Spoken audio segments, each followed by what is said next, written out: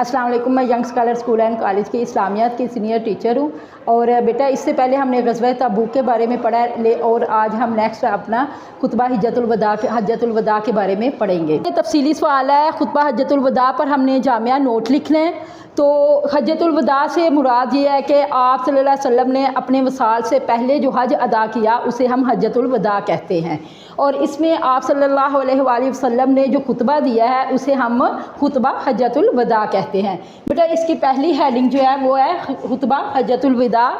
वो आपकी बुक पे पेज नंबर 117 पे है, जहाँ से आपने इसका तारुफ़ पढ़ना है। ये तारुफ़ है कि रसूलुल्लाह ख़ातमुन नबिय्यीन सल्लल्लाहु अलैहि वसल्लम ने अपने वसाल यानी दुनिया से रुखसत होने से कबल पहले जो हज अदा फरमाया इसको हज्जतुल वदा कहते हैं।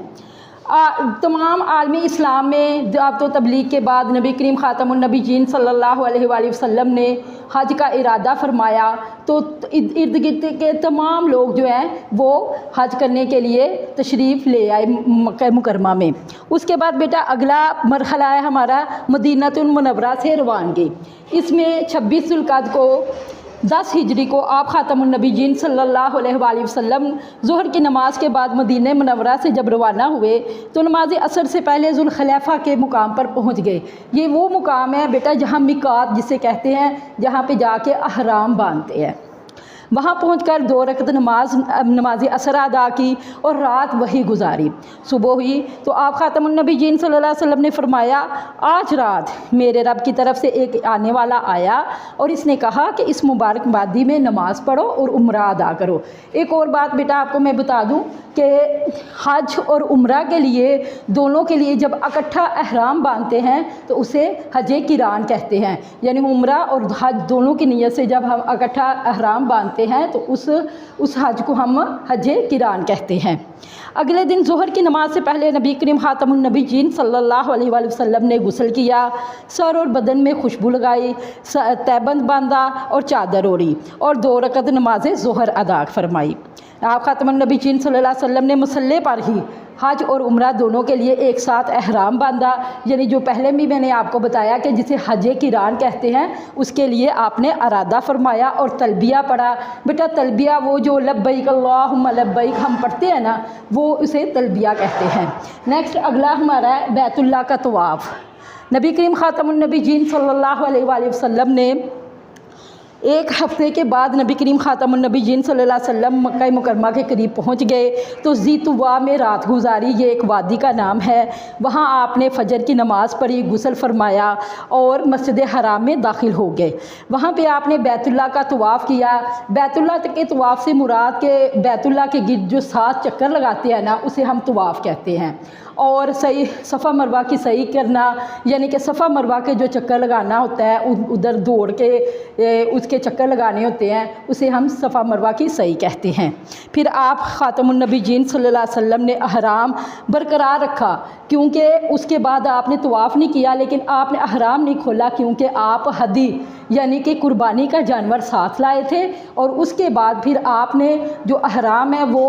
हज और यानी कि उम्रा दोनों के इरादे से अहराम बांधा था, इसलिए उसके बाद आपने उम्रा अदा फरमाया। इसकी वजह ये थी कि फिर 8 ज़िलहज यानी कि योम तरविया, 8 ज़िलहज को हम योम तरविया का दिन कहते हैं और 9 ज़िलहज को हम योम अरफा का दिन कहते हैं। कि दिन आप मीना में तशरीफ़ ले गए। मीना में नबी करीम ख़ातमुन नबिय्यीन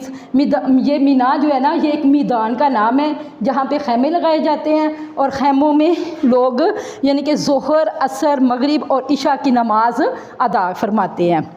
उसके बाद फिर आप ख़ातमुन नबिय्यीन सल्लल्लाहु अलैहि वसल्लम ने नमाज कसर अदा की। बेटा नमाज कसर उस नमाज को कहते हैं जो हाफ़ पढ़ी जाती है, आधी पढ़ी जाती है। यानी कि अगर 4 रकत नमाज है तो वो हम 2 रकत नमाज पढ़ते हैं, उस नमाज को नमाज कसर कहते हैं। उसके बाद फिर मिना से रवानगी है। सूरज तुलू होने के बाद मिना से रवानगी है। सूरज तुलू होने के बाद नबी करीम ख़ातमुन नबिय्यीन सल्लल्लाहु अलैहि वसल्लम मिना से चल पड़े और अरफात तशरीफ़ ले गए। वहाँ पे वादी निमरा जो कि आज मस्जिद निमरा के नाम से मशहूर है, वहाँ पे हज का खुतबा दिया आप सल्लल्लाहु अलैहि वसल्लम ने और आज भी वहाँ पे हज का खुतबा दिया जाता है। बेटा मैं आपको एक और बात बता दूँ कि ये जो मस्जिद निमरा है ना ये पूरा साल बंद रहती है, सिर्फ हज के दिन में خطبے کے لیے یہ اس مسجد کو کھولا جاتا ہے اور اس مسجد میں حج کا خطبہ دیا جاتا ہے۔ نیکسٹ اگر آگے پھر حج کا خطبہ شروع ہو جاتا ہے۔ آپ خاتم النبیین صلی اللہ علیہ وآلہ وسلم نے خطبہ دیا جس میں انسانی مساوات کے متعلق بات کی کہ کسی عربی کو اجمی پر، اجمی کو عربی پر کوئی فوقیت حاصل نہیں ہے۔ اس کے بعد آپ صلی اللہ علیہ وآلہ وسلم نے زمانے جاہلیت کی جتنی بھی رسومات تھی، رسمیں تھی، لوگ یعنی کہ قتل و غارت کرتے تھے، عورتوں کی عزت نہیں کرتے تھے، اور اس کے علاوہ بھی آپ صلی اللہ علیہ وآلہ وسلم نے فرمایا کہ سود جیسی جو لعنت ہے جو زمانے جاہلیت میں بہت عام تھی، آپ صلی اللہ علیہ وآلہ وسلم نے فرمایا کہ سب سے پہلے میں اپنے چچا حضرت عباس بن عبد المطلب کا جتنے بھی لوگوں کے ذمہ سود ہے نا وہ معاف فرماتا ہوں۔ تو اس کے بعد پھر آپ صلی اللہ علیہ وسلم نے اگلا جو ٹاپک یعنی کہ ہیڈنگ ہے وہ ہے صحابہ کرام رضی اللہ تعالیٰ عنہم کی گواہی۔ بیٹا اس کے بعد نبی کریم خاتم النبیین صلی اللہ علیہ وآلہ وسلم نے صحابہ کرام سے پوچھا کہ کیا میں نے اللہ کا پیغام پہنچا دیا ہے؟ تمام صحابہ کرام رضی اللہ تعالیٰ عنہم نے کہا بے شک آپ نے اللہ کا پیغام بھی پہنچا دیا ہے، رسالت کا حق بھی ادا کیا ہے اور امت کی خیر خواہی کی ہے۔ پھر نبی کریم خاتم النبیین صلی اللہ علیہ وآلہ وسلم نے اپنی انگلی کو اٹھایا اور کہا کہ اے اللہ گواہ رہنا، یعنی کہ جو صحابہ کرام رضی اللہ تعالیٰ عنہم کی جو گواہی ہے اس پر نبی کریم خاتم النبیین صلی اللہ علیہ وسلم نے اللہ تعالیٰ کو بھی گواہ بنایا۔ اور صحابہ کرام رضی اللہ تعالیٰ عنہم سے اللہ کے نبی خاتم النبیین صلی اللہ علیہ وآلہ وسلم نے پوچھا کہ کیا میں نے اپنا یعنی کہ رسالت کا حق ادا کر دیا ہے؟ تمام نے فرمایا کہ بے شک آپ نے اللہ تعالیٰ کا پیغام بھی پہنچا دیا ہے، رسالت کا حق بھی ادا کر دیا ہے اور امت کی خیر خواہی بھی کی ہے۔ اس کے بعد نبی کریم خاتم النبیین صلی اللہ علیہ وآلہ وسلم نے اپنا یعنی کہ اپنے انگلی کو اٹھایا اور آسمان کی طرف انگلی کو کیا اور کہا اللہم اشہد، اللہم اشہد، اللہم اشہد، 3 دفعہ آپ نے یہ جملے دہرائے۔ اس کے بعد بیٹا فاصلے خطبہ حجۃ الوداع آ جاتا ہے۔ اس میں یہ ہے کہ اس حجۃ الوداع کے اس خطبے کے دوران یوم عرفہ کے مقام پہ ہی یعنی یوم عرفات کے میدان میں ہی جہاں آپ خطبہ فرما رہے تھے وہاں پہ آخری جو قرآن مجید کی جو آیت ہے وہ نازل ہوئی الیوم اکملت لکم دینکم واتممت علیکم نعمتی ورضیت لکم الاسلام دینا، کہ اس میں آپ خاتم النبیین صلی اللہ علیہ وآلہ وسلم کو اللہ تعالیٰ نے فرما دیا کہ آج کے دن میں نے تمہارے لیے تمہارا دین مکمل کر دیا ہے اور تم پر اپنی نعمت پوری کر دی ہے اور تمہارے لیے اسلام کو بطور دین پسند فرمایا ہے۔ اس کے بعد اگلا جو مرحلہ شروع ہوتا ہے وہ یمن کی اصلاح احوال کے حوالے سے ہے کہ نبی کریم خاتم النبیین صلی اللہ علیہ وآلہ وسلم نے یمن کے یعنی کہ اصلاح کے لیے وقتاً فوقتاً صحابہ کرام کو بھیجا۔ خطبۃ الحجۃ الوداع کے بعد حضرت علی رضی اللہ تعالیٰ عنہ کو 300 سواروں کے ساتھ آپ نے بھیجا اور کچھ نصیحتیں بھی انہیں دیں۔ ان کو نصیحت کی کہ سب سے پہلے تو تم نماز کا بتانا، اگر لوگ نماز ادا کرنے لگ جائیں گے تو پھر ان کو یہ بتانا کہ تم پر روزے فرض کیے گئے ہیں۔ جب لوگ روزے یعنی کہ اس بات پہ بھی آمادہ ہو جائیں گے تو پھر انہیں بتانا کہ زندگی میں ایک بار حج فرض ہے۔ اگلا مرحلہ حضرت علی رضی اللہ تعالیٰ عنہ کی دعا کا ہے کہ حضرت علی رضی اللہ تعالیٰ عنہ کے لیے نبی کریم خاتم النبیین صلی اللہ علیہ وآلہ وسلم نے دعا فرمائی۔ آپ صلی اللہ علیہ وآلہ وسلم نے فرمایا یقیناً اللہ تعالیٰ تمہارے دل کو ہدایت دے گا اور تمہاری زبان کو ثابت رکھے گا۔ چنانچہ حضرت علی رضی اللہ تعالیٰ عنہ یمن گئے، وہاں کے لوگوں کو دعوت دین دی، بہت سے لوگوں نے اسلام کی دعوت کو قبول کیا، یہاں تک کہ ایک پورا قبیلہ ہمدان نام کا ایک قبیلہ اس پورے قبیلے نے اسلام قبول کر لیا۔ نبی کریم خاتم النبیین صلی اللہ علیہ وآلہ وسلم کو جب اس کی اطلاع ملی تو آپ بہت خوش ہوئے۔ اس کے بعد آپ نے حضرت علی رضی اللہ تعالیٰ عنہ یمن سے اپنے ساتھیوں کے ہمراہ مکہ مکرمہ حضور خاتم النبیین صلی اللہ علیہ وآلہ وسلم کے ساتھ ملے اور حج ادا فرمایا۔ حضرت علی رضی اللہ تعالیٰ عنہ کی فضیلت کے بارے میں اگلا ہے کہ غدیر خم کے موقع یعنی کہ حضرت علی کے بارے میں کچھ لوگوں نے ان کے انتظامی امور کے حوالے سے نبی کریم خاتم النبیین صلی اللہ علیہ وآلہ وسلم سے شکایت کی، تو نبی کریم خاتم النبیین صلی اللہ علیہ وآلہ وسلم نے ان کی فضیلت کے بارے میں یہ الفاظ بولے کہ میں جس کا دوست ہوں علی بھی اس کا دوست ہے، اے اللہ اس آدمی کو دوست رکھ جو علی رضی اللہ تعالیٰ عنہ کو دوست رکھتا ہے، اور تو اس سے عداوت رکھ، عداوت کا مطلب دشمنی، تو اس سے دشمنی رکھ جو ان سے دشمنی رکھتا ہے، یعنی حضرت علی رضی اللہ تعالیٰ عنہ سے۔ اب اس کا سارے کا ہمارا حاصل کلام یہ ہے کہ یعنی کہ حضرت علی اور حضور صلی اللہ علیہ وآلہ وسلم آپس میں بہت محبوب اور مقرب تھے۔ اللہ کے نبی صلی اللہ علیہ وسلم نے اس خطبے میں انسانی مساوات کا درس دیا اور تمام لوگوں کو یہ بتا دیا کہ آج کے دن میں نے یعنی کہ ہر انسان کو برابر کر دیا ہے، تمام جو زمانے جاہلیت کی رسومات ہیں ان کو ختم کر دیا ہے، اور یہی ہمارا حاصل کلام ہے۔ حجۃ الوداع کے بعد باب 2 میں ہمارا اگلا ٹاپک ہے وصال نبی خاتم النبیین صلی اللہ علیہ وآلہ وسلم۔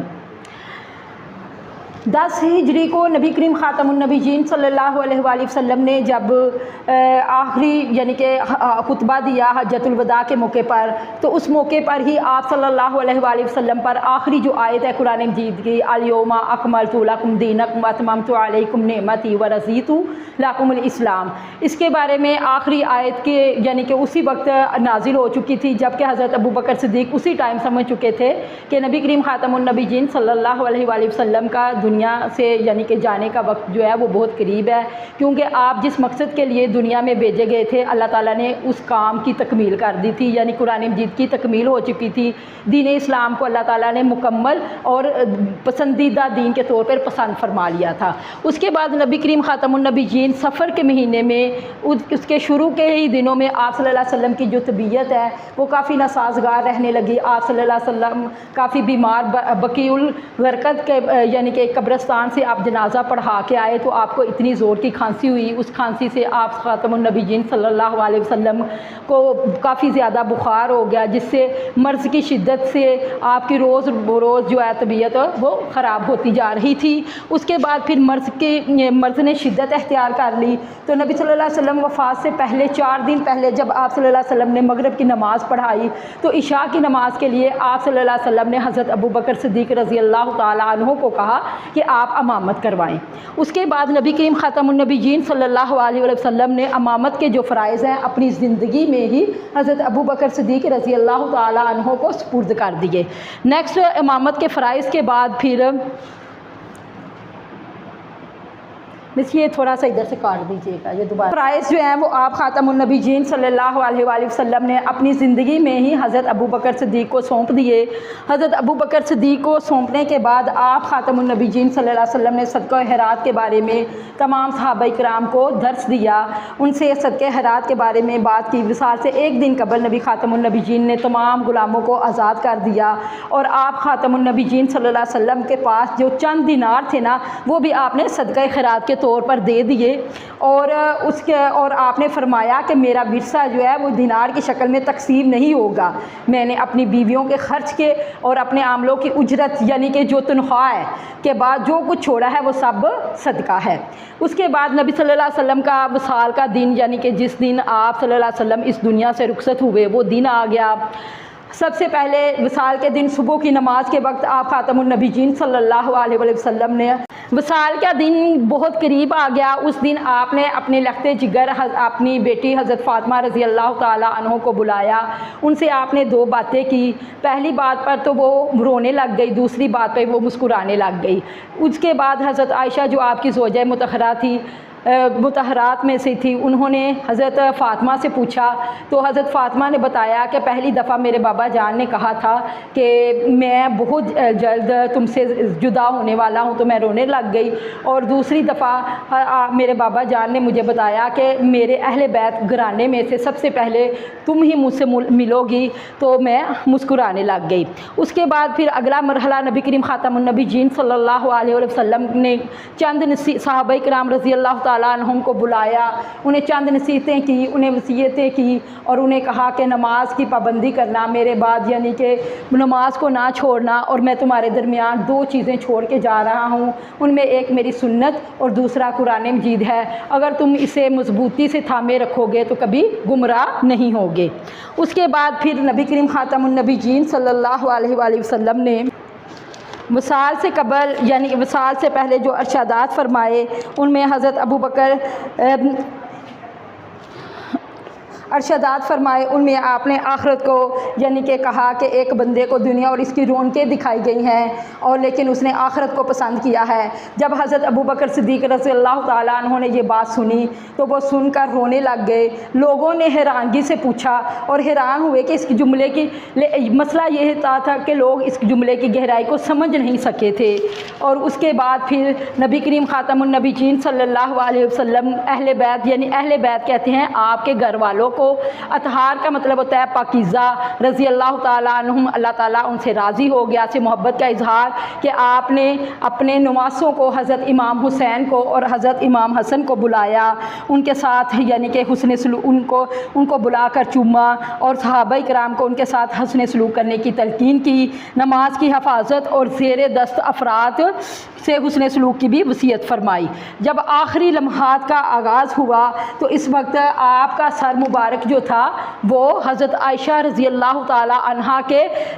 کی گود میں تھا، تو آپ صلی اللہ علیہ وآلہ وسلم نے آسمان کی طرف انگلی اٹھائی اور کہا کہ اللہم بالرفیق الاعلیٰ، اے اللہ مجھے بلند مرتبہ رفیق سے ملا دے۔ یہ الفاظ جو ہیں آپ خاتم النبیین صلی اللہ علیہ وآلہ وسلم نے 3 دفعہ دہرائے اور اس کے بعد آپ کی انگلی جو ہے وہ انگلی مبارک جو ہے وہ جھک گئی۔ نیکسٹ بیٹا اگلا مرحلہ جو ہے وہ تجہیز و تکفین کا ہے، یعنی کہ آپ صلی اللہ علیہ وسلم کو جو آپ صلی اللہ علیہ وسلم کا باقاعدہ جس طرح عام لوگوں کا نماز جنازہ پڑھایا جاتا ہے وہ اس طرح نماز جنازہ نہیں پڑھایا گیا تھا۔ آپ صلی اللہ علیہ وسلم پر پہلے صحابہ کرام رضی اللہ تعالیٰ عنہم باری باری آتے، انہوں نے درود و سلام پڑھا، اس کے بعد پھر خواتین آئی، انہوں نے درود و سلام پڑھا، اس کے بعد بچے آئے، انہوں نے درود و سلام پڑھا، پھر آپ خاتم النبیین صلی اللہ علیہ وسلم کی جو قبر ہے وہ حضرت ابو طلحہ رضی اللہ تعالیٰ عنہ نے بغلی قبر تیار کی۔ اس کے بعد پھر آپ رضی اللہ تعالیٰ عنہ کو حضرت عباس، حضرت قاسم بن عباس، حضرت فضل بن عباس، ان صحابہ کرام نے آپ کو قبر میں تدفین کی آپ کی، اور اس کے بعد حضرت بلال رضی اللہ تعالیٰ عنہ نے سرانے کی طرف سے آپ کی قبر مبارک پر پانی چھڑکا، اور اس کے بعد پھر آپ یعنی کہ انہوں نے پانی چھڑکنے کے بعد سرانے کی طرف سے پانی چھڑکا۔ اس کے بعد آپ خاتم النبیین صلی اللہ علیہ وسلم کا مدفن آ جاتا ہے۔ بیٹا آپ خاتم النبیین صلی اللہ علیہ وسلم کا مدفن جو ہے وہ حضرت عائشہ رضی اللہ تعالیٰ عنہ کا حجرہ بنا، کیونکہ آپ صلی اللہ علیہ وآلہ وسلم کو حضرت عائشہ سے بہت زیادہ محبت تھی۔ آپ کی جو طبیعت ہے وہ حضرت سیدہ میمونہ رضی اللہ تعالیٰ عنہ کے حجرے میں بہت زیادہ خراب ہوئی تھی، اور آپ نے ان سے اجازت لے کے کہا کہ میں حضرت عائشہ کے حجرے میں جانا چاہتا ہوں، تو آپ اپنے آخری ایام جو ہے وہ آپ نے حضرت عائشہ رضی اللہ تعالیٰ عنہ کے حجرے میں گزارے، اور ان کے حجرے میں ہی آپ کا مدفن جو ہے وہ تیار کیا گیا، اور آج آپ کا جو مدفن ہے وہ حضرت عائشہ رضی اللہ تعالیٰ عنہ کا حجرہ مبارک۔ تو بیٹا اگر آپ کو کسی قسم کی بھی کوئی کویسچن کرنے کی ضرورت ہوئی یا کوئی بھی آپ کو مسئلہ ہوا تو آپ اسکول کے واٹس ایپ چینل پہ آپ میسج کر سکتے ہیں، انشاءاللہ آپ کی اچھے طریقے سے رہنمائی کی جائے گی ہر معاملے میں۔